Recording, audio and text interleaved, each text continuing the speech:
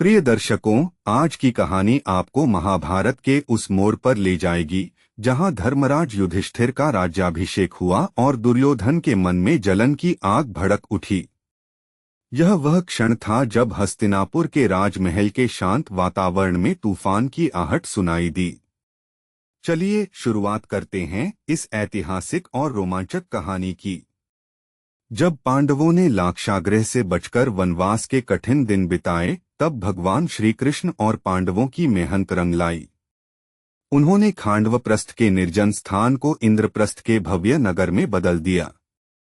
माया दानव ने वह राजमहल बनाया जो दुनिया में किसी और के पास नहीं था।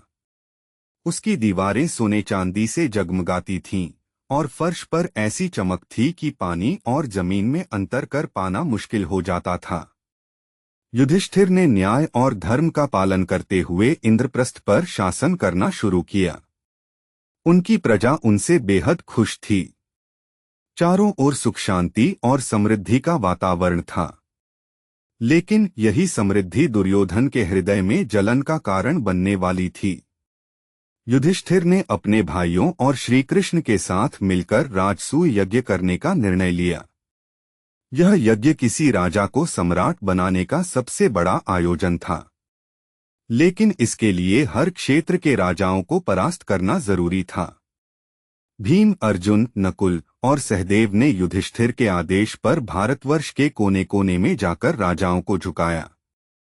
जब यह यज्ञ शुरू हुआ तो हस्तिनापुर सहित कई राज्यों के राजा इस महान आयोजन में आए। वहां ऐसा वैभव और समृद्धि थी कि हर कोई देखता रह गया। श्री कृष्ण ने इस यज्ञ में अग्नि की वेदी को पवित्र किया। युधिष्ठिर का यह यज्ञ न केवल उनका सम्मान बढ़ा रहा था, बल्कि कौरवों के मन में ईर्ष्या की भावना को और गहरा कर रहा था। राजसूय यज्ञ के बाद पांडवों ने अपने चचेरे भाइयों कौरवों को इंद्रप्रस्थ आमंत्रित किया। दुर्योधन, शकुनी, कर्ण और अन्य कौरव राजमहल देखने पहुंचे। माया द्वारा निर्मित यह महल उनके लिए किसी स्वप्न जैसा था। दुर्योधन महल की अद्भुत कारीगरी से हैरान था, लेकिन जब वह महल के गलियारों में घूम रहा था तो उसे अपनी नासमझी का एहसास हुआ। उसने चमकते फर्श को पानी समझकर अपने कपड़े उठाए, लेकिन वहां पानी नहीं था। एक अन्य स्थान पर उसने फर्श को जमीन समझा और उसमें गिर गया क्योंकि वहां वास्तव में पानी था। यह सब देखकर द्रौपदी हंस पड़ी और बोल पड़ी, अंधे का बेटा अंधा। द्रौपदी के इस ताने ने दुर्योधन के घमंड को चोट पहुंचाई। उसका चेहरा गुस्से और अपमान से लाल हो गया। वह अंदर ही अंदर जलने लगा। शकुनी ने तुरंत उसे शांत किया और कहा, समय आने दो, पांडवों को उनकी इस खुशी का खामियाजा भुगतना पड़ेगा। महल से बाहर आते हुए दुर्योधन ने प्रण लिया कि वह पांडवों को इस ऐश्वर्य से वंचित करेगा। उसकी जलन अब क्रोध में बदल चुकी थी और वह हर हाल में पांडवों को नीचा दिखाना चाहता था। इंद्रप्रस्थ से लौटने के बाद दुर्योधन और शकुनी ने मिलकर पांडवों को फंसाने की योजना बनाई। शकुनी ने कहा, पांडवों को हराना ताकत से संभव नहीं है, लेकिन बुद्धि और छल से हम उन्हें उनके भाग्य से वंचित कर सकते हैं। शकुनी ने जुए का एक ऐसा खेल रचने का सुझाव दिया जिसमें दुर्योधन पांडवों को उनकी संपत्ति और राज्य से वंचित कर सके।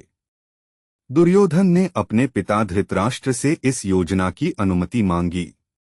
धृतराष्ट्र ने शुरू में मना किया, लेकिन दुर्योधन और शकुनी के दबाव में आकर आखिरकार अनुमति दे दी।